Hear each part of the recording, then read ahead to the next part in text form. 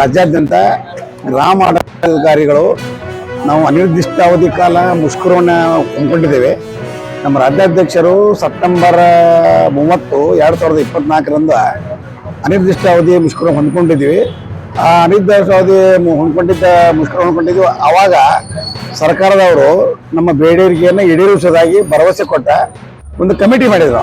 ಆ ಕಮಿಟಿ ಮಾಡಿದ ನಂತರ ಆ ಒಂದು ಕಮಿಟಿಗೆ ಸ್ಪಂದಿಸಿ ನಮ್ಮ ರಾಜ್ಯಾಧ್ಯಕ್ಷರು ಅವಾಗ ನಮ್ಮ ಮುಷ್ಕರವನ್ನು ಹಿಂಪಡೆದಿದ್ರು.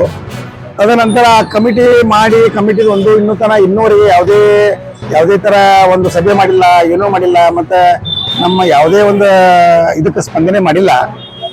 ಅದಕ್ಕಾಗಿ ಮತ್ತೆ ನಮ್ಮ ರಾಜ್ಯಾಧ್ಯಕ್ಷರು ಮತ್ತೊಂದು ಈಗ 2ನೇ ಸುತ್ತಿನ ಒಂದು ಮುಷ್ಕರಕ್ಕೆ ಕರೆ ಕೊಟ್ಟಿದ್ದಾರೆ.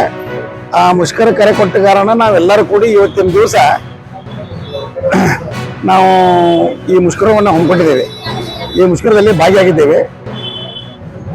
ಅದಕ್ಕಾಗಿ ಈನಾದರೂ ಸರ್ಕಾರದವರು ನಮ್ಮ ಈ ಸ್ಪಂದನೆಗೆ ನಮ್ಮ ಈ ಮುಷ್ಕರಕ್ಕೆ ಸ್ಪಂದನೆ ಮಾಡ್ತಾರೆ ಅಂತ ನಮ್ಮ ಕಡೆ ಒಂದು ಆಸೆ ಇಟ್ಕೊಂಡು ನಾವು ಇದು ಮಾಡ್ತಾ ಇದ್ದೀವಿ. ಈ ಪದೇ ತಲಾಟಿ ಅಂದ್ರೆ ನಮ್ಮ ಕೆಲಸಗಳ ಒತ್ತಡದಿಂದ ಹಾಗೂ ಕೆಲವೊಂದು ನಮ್ಮ ಸಮಸ್ಯೆಗಳಿದ್ದರಿಂದ ಅದನ್ನ ನಾವು ಪದೇ ತಲಾಟಿಗಳು ಯಾಕಂತ ನೀವು ಕೇಳಿದಾರಲ್ಲ, ಅದನ್ನ ಕೇಳಬಾರ ಅಂತ ನಾವು ಏನು ಮಾಡಿದ್ವಿ, ಸರ್ಕಾರಕ್ಕೆ ಮನವಿ ಮಾಡಿದ್ವಿ.